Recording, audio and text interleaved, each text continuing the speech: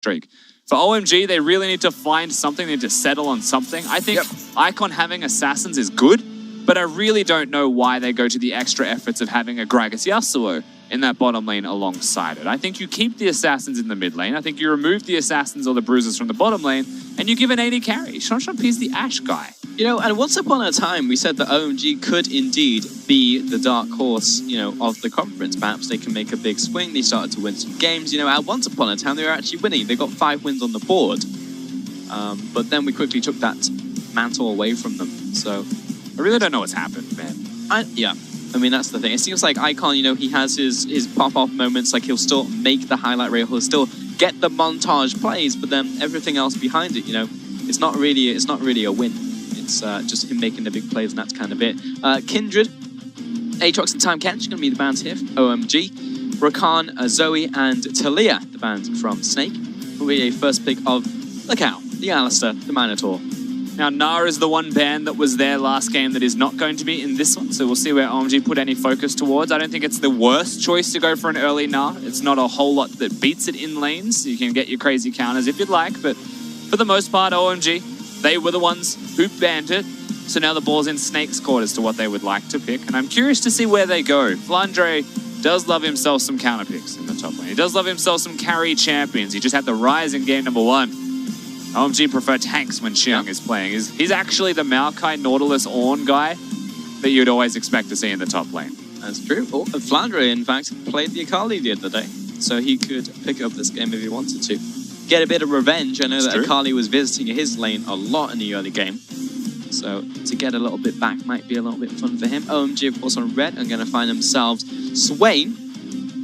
Again, to the Swain game. So the other goes into the bottom lane, the top lane, the mid lane. Swain's a good choice. Usually by going towards the bottom lane Swain, it unlocks some physical damage in either mid or top lane. So the potential's still there for a Swain Yasuo type of composition. But it'd be Icon on the Yasuo and Shanshanpi on the Swain. Yeah. And then you could get a more conventional top lane. I think overall that composition is already better. As the Swain exists. A ranged champion, a poke champion, someone that can just add more depth to the team composition. And Swain goes very well with Trundle. Usually something that you'll often see. It's true. A very easy way to find the pull. Is a bot lane Swain a Bane? Maybe. Blaine. Let's go Blaine. Yeah, but it doesn't sound as cool. We'll have cool connotations. That's a magician, bro. That's true. I don't know if he's more of a magician than he is a guy with scary guy with mask, but I guess he doesn't really have a mask in this game, does he? Snake are going to pick up Camille. Also Rise. Again, high priority on that pick. So last time from Sankey. Yeah, I mean, one of the few teams with flexibility on the pick, and it's one of the champions that Flandre would pick into Gnar. So always possible to have that in the first 3, keep it as a flex, and try and block the Gnar pick in its entirety. That's just, there you go, they've remedied their issues. A straight misfortune. Yeah, you were asking for an AD carry last game. I mean, I was actually hoping for something like a Varus, especially if it's on here. If you try and make a Baron play, you've got a bit of stretch coming in from the Blade of the Ruin King. But that is the team fight, This is going to be lethality. And this is going to be absolutely a team fight because the bullet time will be coming through. Makes me wonder, however, if that Swain will be going towards the top lane into the hands of Xiang. A couple of top lane bans still to be seen here by OMG. Icon doesn't strike me as a prolific Swain type of player. Not really, the rest of this composition, I'm still considering something like the Yasuo for that mid lane. I think it might be Akali again, to be honest. Gnar's going to be banned away again here, but on second phase, Mundo as well. You're talking about the tanks towards the top lane there from Xiang. He's definitely the guy. I could actually see Xiang playing Swain in this game. It's actually more likely, in my opinion, that Icon would play Misfortune mid than it is for him to pick up Swain. Yeah, like, neither of those things are likely, but I think in that context... Yeah, if you were comparing the two, it definitely would be a thing. Expect the Cho'Gath ban here from Snake to deny the other big top laner. Someone that does damage whilst being a tank is what they really wanted to deny in that regard. He attacks, but he also protects. With the Gnar and the Sejuani gone. He also feasts. Sejuani, a big engage tool. That actually is speculation thrown early here that SOFM will not be on the Camille. I mean, Flandre is in the game, so it's a fair shout to say that Camille could go to the top lane. There you go. Sick prediction on the Cho'Gath ban right there towards Xiang. And OMG, they going to find themselves? I mean, we need something to go alongside the Misfortune in the bottom lane. And Morgana is probably the best option. Morgana seems pretty good. I mean, like, the double push is really nice. Place down the soil, put some bullets on top of it, and then you've got a very easy clear in the bottom side. It's also very hard to gank with the spell shield up. Of course, level 2 ganks, your one real access or entry point to the bottom lane if they do put Camille into the jungle role. With Morgana, Misfortune, you mentioned the push. They've got a lot of kill threat, definitely, as well, if a blinding hits. But past that, the spell shield means it's very hard to gank them. So you have Jekko playing around the bottom side with the Trundle, and suddenly, OMG, they've got more than just a winning lane. That's a winning position on the map that can snowball to an entire map victory. Yeah. I like that from OMG in their draft. Kai'Sa comes forwards. And it's also going to be a Galio, so that also didn't get banned right here. Remember, that was actually the ban last time in game 1 we saw from OMG. And they can play it. And they've got the combo. They've got the Camille and the Galio coming in. He knows he's into a Galio, so let me tell you, if that was a Zed, I'd be very curious to see what he was going to do. Of all the times to pick up a Zed, now is not the time to use it, I guess, is the words of Professor Oak. And hang on, that's an Ornn. He's Swain. My God. No, it's more likely, as we said, to be in the Misfortune. Wow, actually going for the Swain. Icon can play conventional things. That's just not often seen. He has his preferences. But now that he's looking at a Galio, and they had the flex saved until the last pick, he chooses to go towards the Swain, and that's one of those bruises. You'll get a lot of your never moves off. You'll hit level 6, presumably with max stacks as well. Swain has got his place into Camille as a strength, and they choose to put a tank in the top lane against the Rise. That's the other thing they choose to do there as well. On a comfort champion for Xiang. With the Mundo and the Cho'Gath gone, they'll put him on the big engage tool for the team again. You've got a Morgana that can follow up on the Ornn start of the team fights as well with that long range. Then you've got a Misfortune just raining down bullets on everyone through that entire wombo that can come out and come across. And actually, the thing I really like about Misfortune when she's paired with the Morgana is the Black Shield just solves a lot of problems. I mean, one of the biggest issues with bullet time is it's very easily interrupted. Literally, like, anything will interrupt it. I remember watching a lot of games where Cho'Gath would just walk up and scream at her, and she's like, oh, I guess I'll just stop bullet timing. And then there's just like, your team fight's gone. So Black Shield by itself means that you have to at least use 2 pieces of abilities to stop it from bullet timing, and that's very difficult because that thing lasts for 3 seconds, and each second hurts a lot and hurts multiple people. OMG have picked themselves a strong bottom lane as a result of that, scaling up a bit more in the mid lane and top lane, respectively. I think teleport plays is what you're looking at here from Xiang. Whereas towards the middle lane, he's just going to be trying to bully out his opponent. At the end of the day, it's a Galio, so that's not going to happen. Both of them probably going to be focusing on how they leave the lane or prevent their opponents from doing that. At the end of the day, I would say we continue to keep our eyes peeled on that 2v2 in the bottom lane for OMG. For the side of Snake, that is a Camille Galio. And they've got a scaling Kai'Sa down in that bottom side, so the whole map, they could go anywhere they choose as long as the Camille and the Galio are going together. Yeah, top lane, probably not going to be a kill. I think a lot of this, the fact that SOFM has the Camille right here, lends itself to him going to be active on the map early, but Jekko's also got a dueling jungler, so if he finds SOFM, he will be able to actually compete with him. We're about to drive onto the Rift here in Chengdu for potentially our last game of the day. We'll see if OMG can even up in their home arena.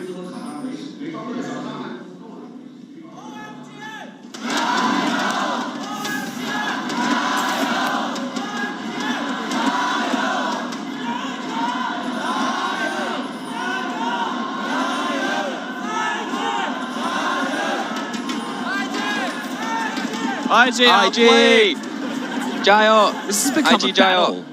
The OMG arena has just become a battle. There's no such thing as order and chance. It's absolute chaos. I mean, the way it's meant to work, Rusty, is that blue team goes first and then red follows. And I feel like it's always just OMG's arena. They have to go first. Yeah. And try as they might to compete with the other teams, OMG will go first, and they do. Yeah. See the runes up on your screen. Aftershock to be seen. Not a big surprise. Now, Grasp of the Undying for Xiang. He's not going to have a very easy time proccing that one. He may not get a lot of bonus health from it. But he'll try his darndest. There's not really a lot of other good options for him. You could consider Guardian if you're going to be full beta, but he's a Chad. Nah. He's a Chad. Yeah. And this is the level 2 gank that we mentioned, What did we say? SOFM. It's the one time he could come into the bottom lane if he wants. Ooh, what the heck? I have no idea what just happened there, and Guoguo doesn't either. He gets completely blocked by those minions. That is the most dead.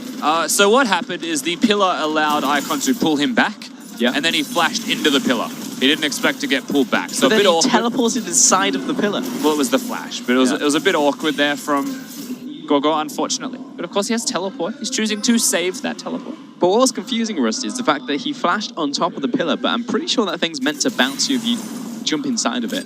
But that didn't happen. He just kind of got stuck, and then he got stuck on the minions too. It is a very small hitbox. Yeah.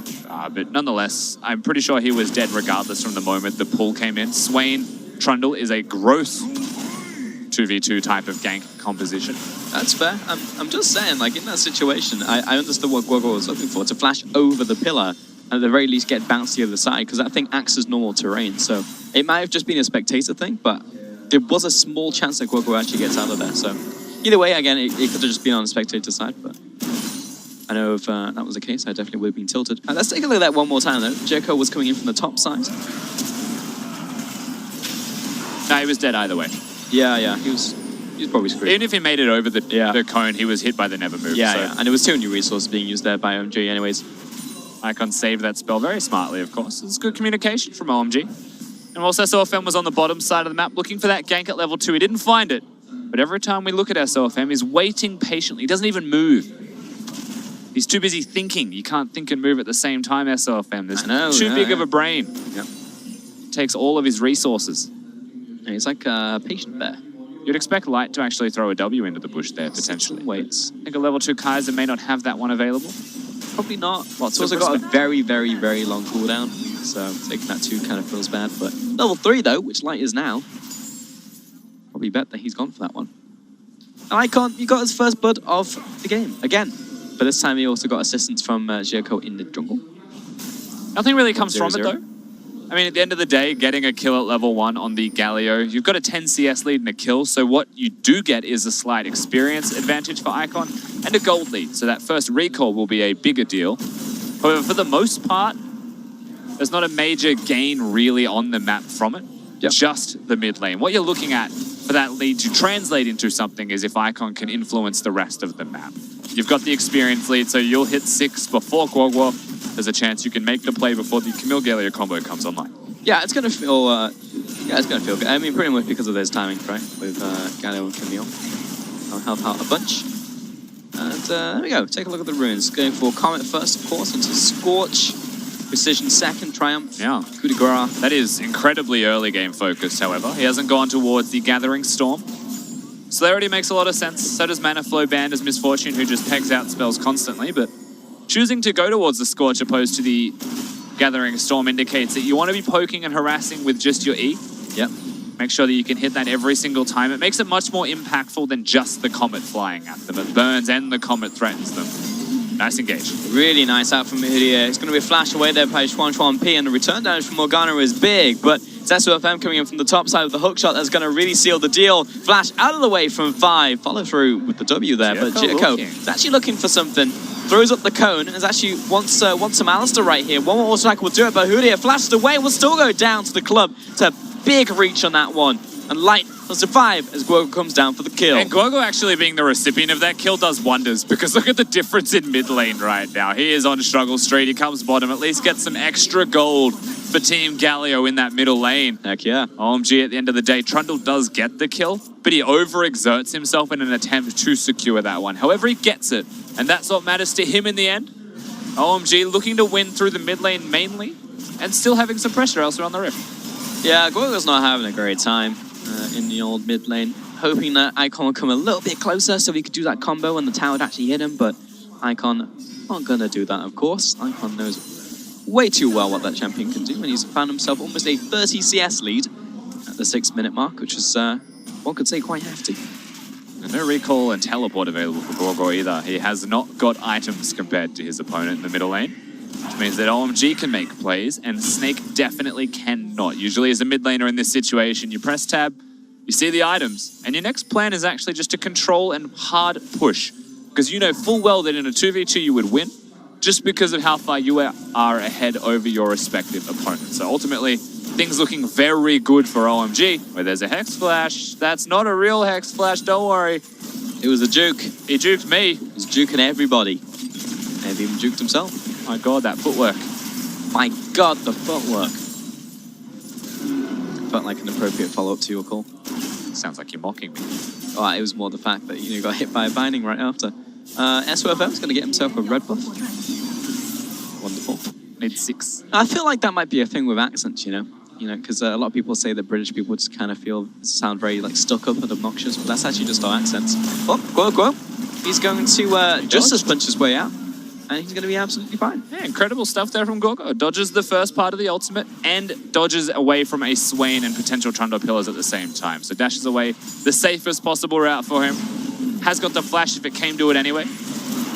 Yeah, I don't know what Julio was looking for right there, because it was definitely a black shield into a binding and all his health. So that feels bad for him, as P will just get a very easy push off in this much fortune and continue to hit this tower.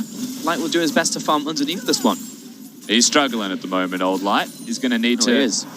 Write some names in his death note. He's going to need to be super careful because Jekko was nearby. You can see that Alistar recalled in the bush as well, so wants to just give that extra vision whilst denying it from his opponents. Well, the CS is still there for the Kaiser. The reason he's struggling is because he doesn't have control of the lane. So sooner or later, it starts to transition into damage onto this turret.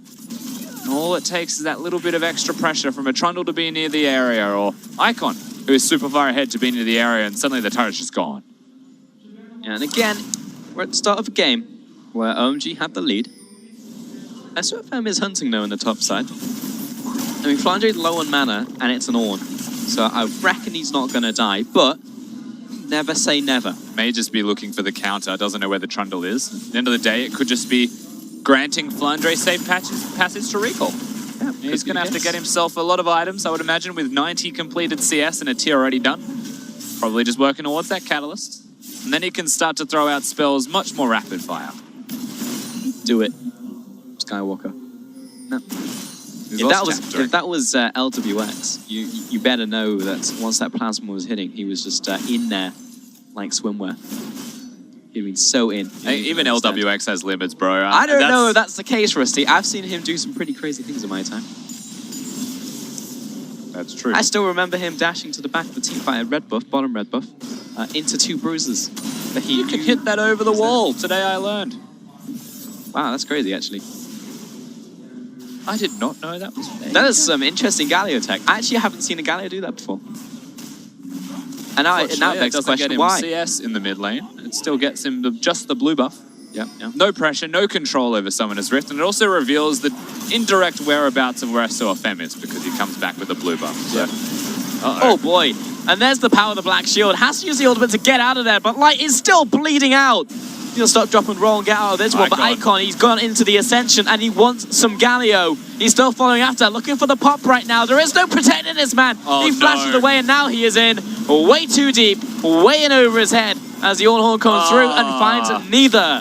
OMG caught with all of their pants around their ankles. And Xiang doesn't aim for SOFM with the second part of that ultimate. He was actually looking for Flandre to try and help win the 1v2 they had. SOFM. Okay, well, I don't really know what to say about that. Apart from that was a straight-up power int. You win some, you lose some. Sometimes you're SOFM. Yeah. He's a blurred line in the middle. Really don't know what to say about that one. Just tarnishes what was a nice little move from the rest of Snake to bring it back for them. What are you doing, man? That was a Zeta int. I believe that's a very big int. It was a very big int. Is what we'll call that one. I want a replay of just that, to be honest. I would rather while we're going that from my memory banks. Yeah. Remember that whilst we saw a nice little combo in the bottom lane from MF and Morgana, that Kaiser can also navigate it exceptionally well just by using her own ult. Can dodge left and right out of it. Yeah, he was a couple seconds late to that one though. Well, he was bound. Yeah, he was bound. But it's a late game node, right? It is. Think about it in laning phase. Definitely Misfortune only uses it when a binding is on. But once you hit later in the game and there's a QSS for the Kaiser, he can 100% reposition himself around the major damage source and try and make some counter plays because usually that puts him in the backline. Gorgo, very caught right now. Oh, he's not going to get caught on the Justice Punch though. So he's just going to punch his way out. And SFM's going to be like, oh, I guess I'm not needed. Fantastic. OMG are trying very hard to kill Galio, though. He's not having a great day. They've almost fully put themselves towards empowering Icon in the game. Yep. There's a ward, by the way, spotting this one out. You would expect OMG to come over and defend it because they are not trading. They want to match them. They want to fight them. They want to prevent them from getting free objectives. Snake, every inch of the map that they fight towards will be contested, ideally, from OMG. I have a pet peeve, Rusty, and that's people getting hit by Shelly Swipe when they're clearing Herald. And they just stand there and they just take it. It's just like, I don't know what this is meant to be, whether it's meant to be an alpha move saying that you can just take it, but it's just needless damage. There's a couple of ways you could look at it, right? I agree with you. It's something that irks me quite a lot. Yep. They're going to recall anyway, so the damage doesn't matter. But then what if someone comes over? The That's damage true. matters, right? Maybe you die because you took that damage. Or they just don't. Because, you know what? Shelly's swing is not very indicative of where it's going to land. But you can just go to the other 180 degrees of it. Yeah. But she turns around. So, you know, it's not like I'm hitting this area and a circle appears. Yeah. You can still avoid it. Yeah. Either way. I mean, you can back away. But, the other reason is that a lot of people don't look at their own character most of the time. Like, junglers spend a lot more time looking at other places on the map, checking out health bars. I mean, that's fair, but he was not standing still. He was microing his I am giving reasons, not the reason for this case. That's fair. As someone who plays a lot of League and has very rarely been hit by a Shelly spell because it's obvious, yep. There are times where you do get hit and you forgive yourself because you weren't looking. Absolutely, yeah. And if there's point of view streams to really help us out. And bot lane, still pushing. Got that Ghost Blade. Chuan P's in a pretty good spot for himself. Of course, he will be looking towards that second item. Nice thing is Misfortune is because you are Misfortune. You have Strut. You don't really need to go for the boots all that early. There's no need to rush those boots. Ghostblade compensates in the clutch moments regardless. It does as well, so you're good in both scenarios. Having that active helps a lot. Having the item spikes much more significant than getting just the Berserker Greaves. Some champions like the Kaiser need Berserker Greaves, however. But the priority to rush those ones over anything else for Light does delay the first big item spike that he will get. From the looks of it, the Guinsoo's Rage Blade, not the Storm Razor. This time around, Light, I would say, sticking closer to the Uzi item build more than the rest of the world. Storm Razor Rush, based off what he currently has. I'm curious to see where he goes with this one, though. I mean, Storm Razors is the new hotness. Does allow you to get 2 early upgrades. Most of the time, however, Guinsoo's is picked second after it anyway. It is. It's just that Storm Razors, especially on this patch, is cheaper and is an earlier spike that gives both attack speed and AD, which is a rare commodity, and is an absolutely brilliant thing to have as a Kaiser. Yeah, and Guinsoo's feels good when it's completed, but getting there, not great. And maybe, at the end of the day, Light is just like, you know what? It's absolutely fine, because I'm going to be pushed to my tower anyway. This is like what we said before. All it takes is a Trundle to appear, and they can start getting some big hits on the turret. Much more meaningful damage to be secured this time, and he can hang around. Brings SOFM to him, or forces the trade. Now, I will say that regarding trades, top side of the map is doing wonderfully. If Flandre gets himself a sizable CS lead and pressure onto the turret, but it will not be first turret in top lane. It will be the bottom lane solo. I mean, this is the Misfortune dream right here. We see, like, I feel like the early laning phase is so important for a Misfortune because we see this a lot where Misfortune gets picked in the same way that Draven, you know, really wants his early cash in. That if she wins the laning phase, if she gets the first tower, accelerates her to 2 items, and that's where she really starts to pack a punch in team fights. Uh-oh. Oh, no. That's going to be bullet time following through, and all of the damage. I mean, this guy could not be more dead. He doesn't have a stopwatch. The stopwatch is actually used on the backside there by 5 to stay alive as well. So at the end of the day, they'll get the top lane turret, but they'll lose their mid laner. OMG do seem to be consistently one step ahead so far in this game. That is working out favorably for them. Now 2 turrets to 1. Yeah, there you go. 2 for 1 special. But, Rusty, I have this strange feeling at the back of my head, and it might be my headset, but it might also be the fact that I just feel like OMG won't win this game.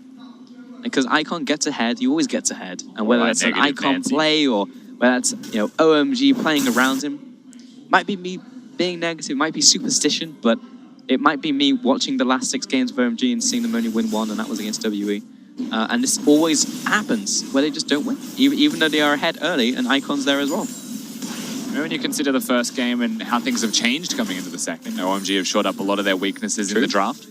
They have given themselves a better opportunity in the late game. They've also picked themselves a mage in the mid lane, not just the assassin. So a much more conventional style here from OMG. And they can win games through this style for certain. Snake have not looked very good in their past couple of sets. They have been an absolute mess. However, they still have got team fighting. They still have got late game.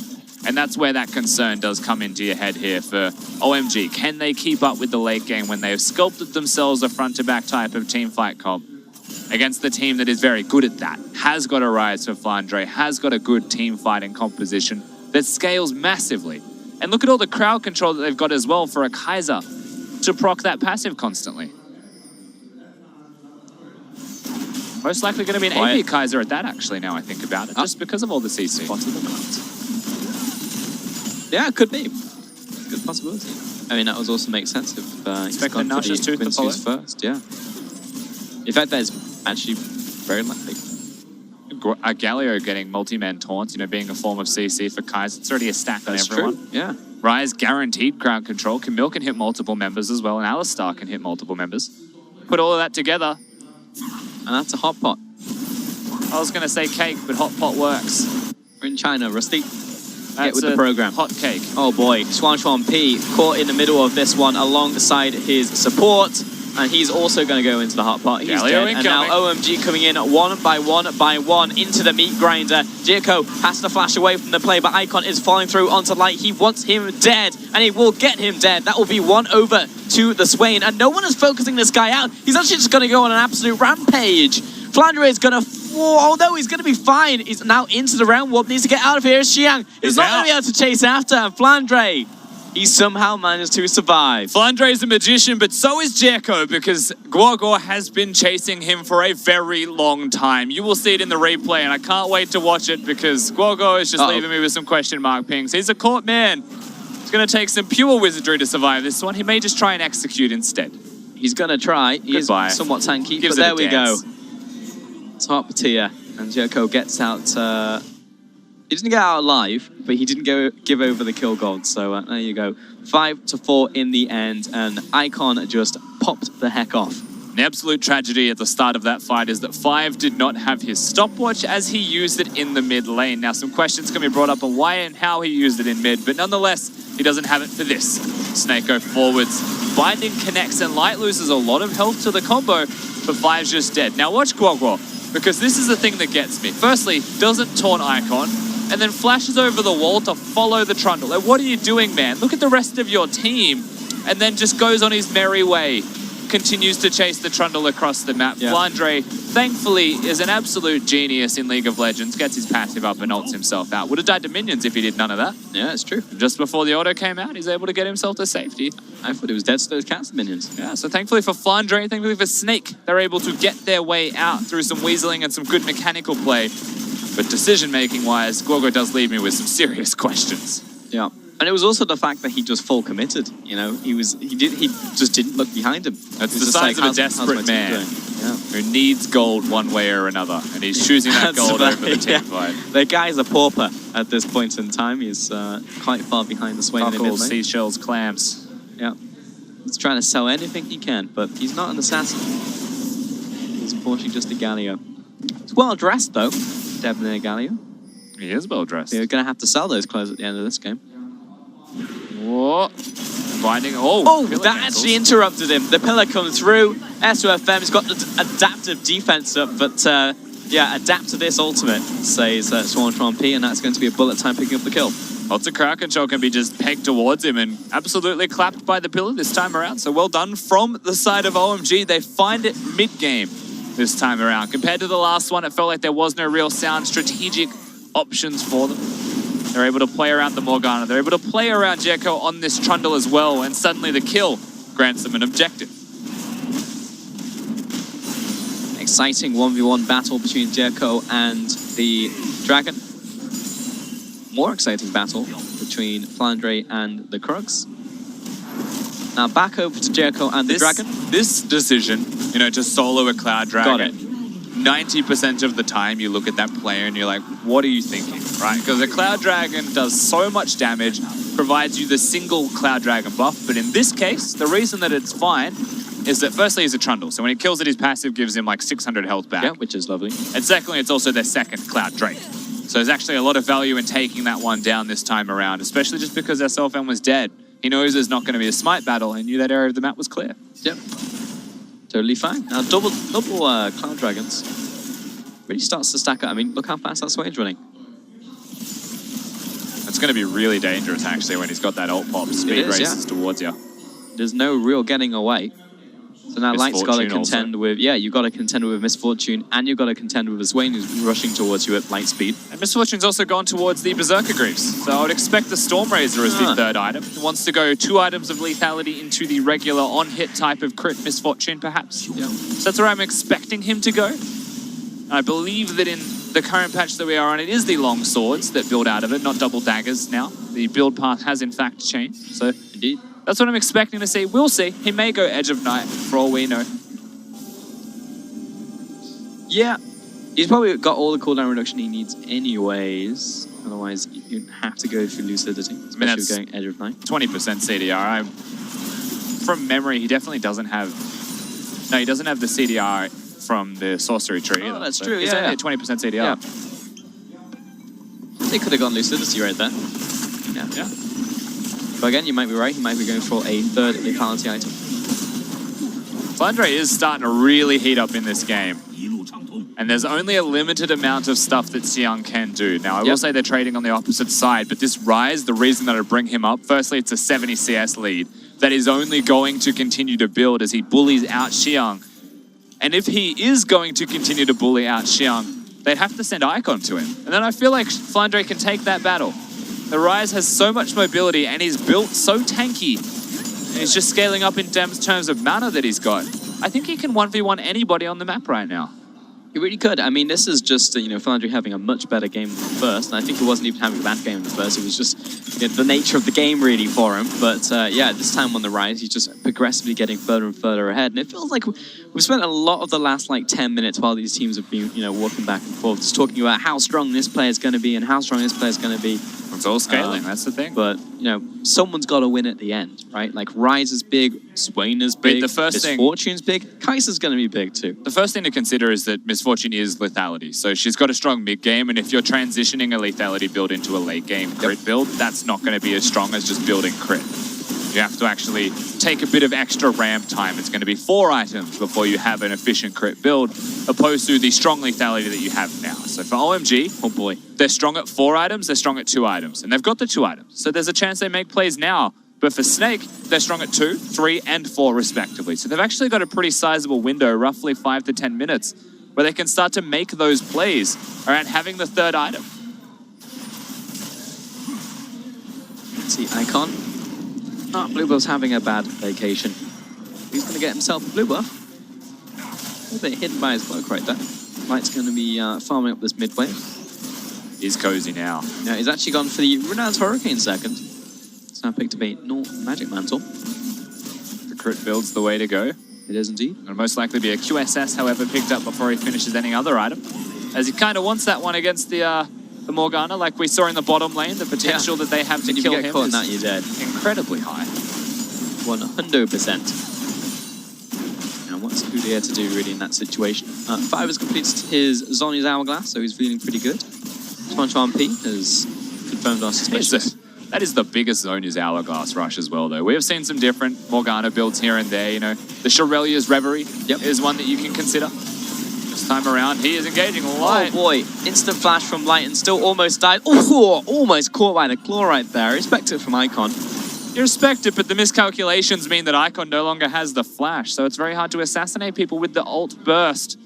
End of the day, OMG, they have got control of the map, however, and through that map control, they're able to try and bring Snake towards them. If they bring Snake towards them at the Baron area, then it doesn't matter if Icon has flash or not, which is why I'm okay with the decision, and I do respect it. Ooh.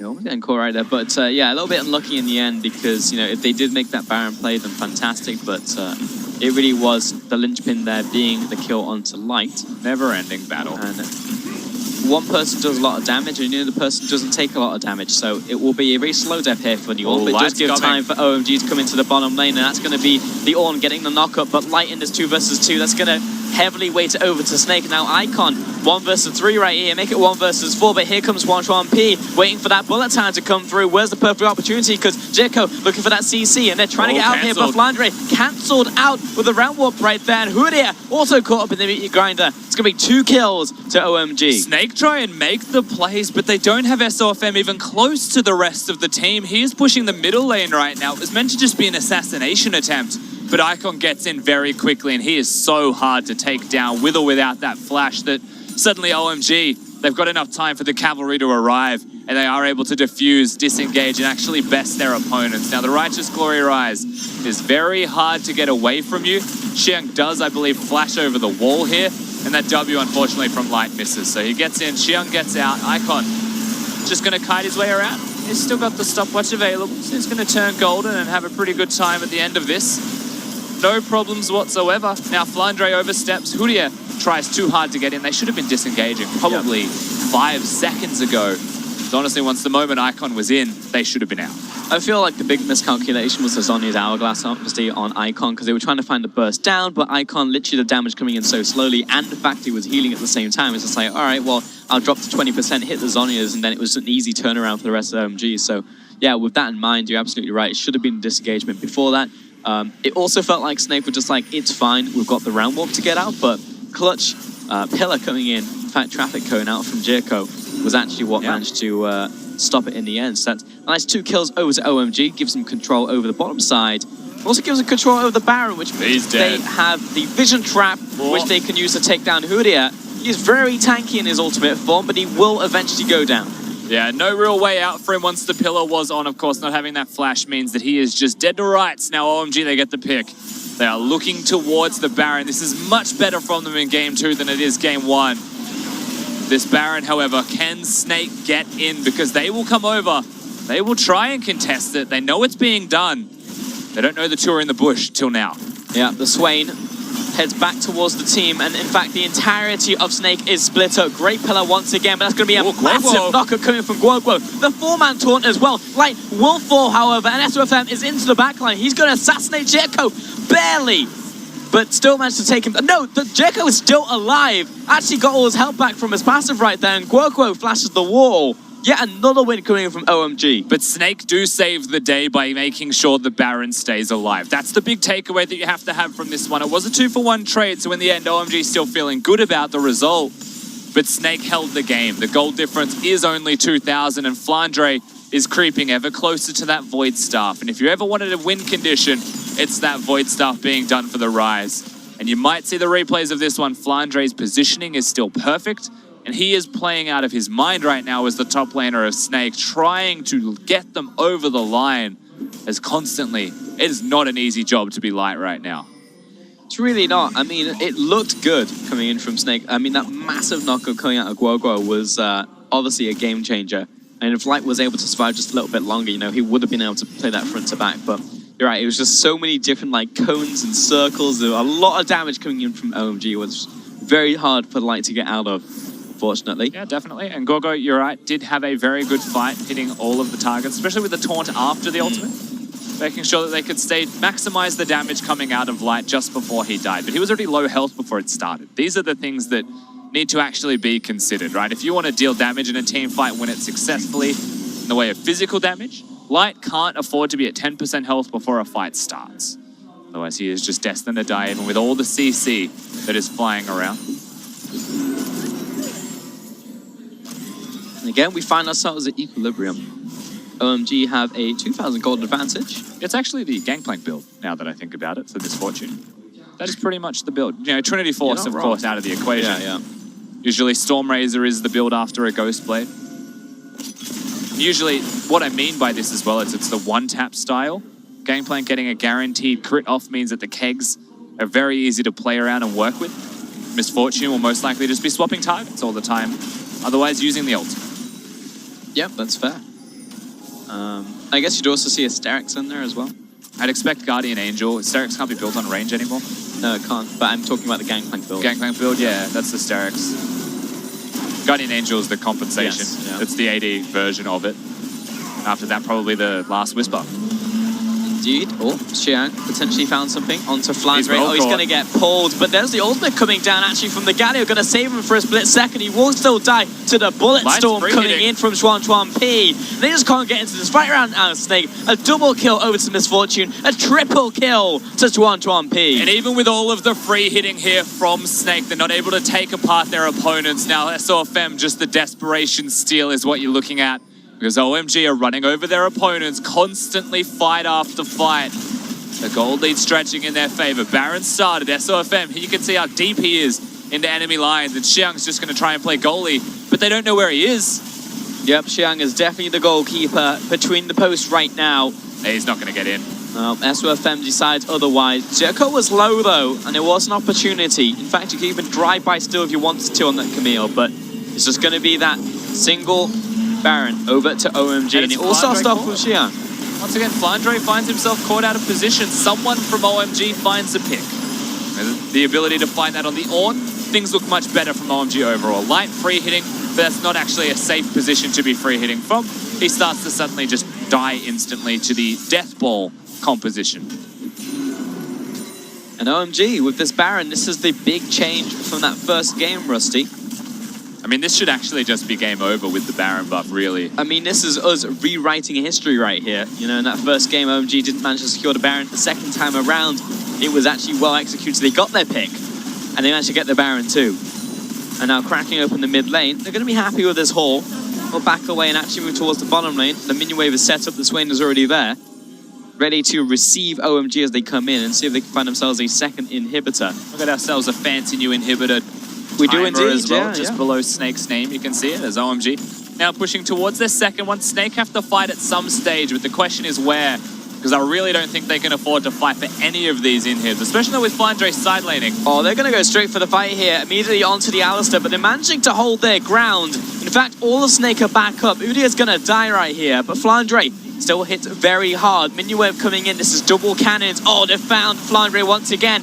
Land the Gallo ultimate on top of him, gives him the damage reduction, and the bullet time goes right down the middle. This is a chance for Snake to come back into this one as SOFM jumps back to the small rock in the base. Light has to kite back on this one. Icon finds the kill. He's going to get taunted up, but he's still alive. The Fountain Laser still not enough to take him down. Flandre assassinating this mini wave as it comes in, but they've still got minions themselves. A flash forwards from 5. Icon almost getting taken out there by SOFM, but he still had his Zhonya's. Gets knocked back towards him. Xiang still at the CC, and OMG, I think they've done it. They're going to send Guoguo packing. They're onto their Nexus, and OMG are going to send us to game 3. OMG find the big team fights, and they do find an advantage that will end the game. Unlike game number 1, OMG